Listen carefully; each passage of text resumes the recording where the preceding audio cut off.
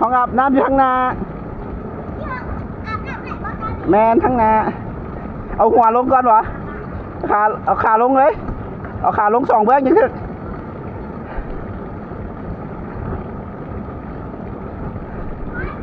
ตุ้ยเข่าอะไร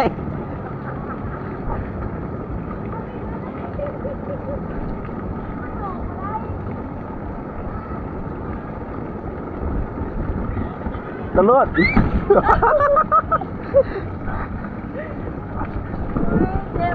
ขึ้นมาอยู่ไหมเดี๋ยวฮอตจุดหมายแล้วขึ้นยอดจุดหมายแล้วมันอันแทงเหรอรถขึ้นไปดึงขึ้นไปเนี่ย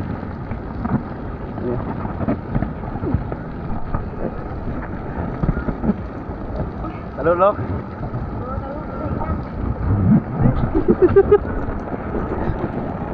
โดดอยู่เลยเบิดจุดสูงสุดเลย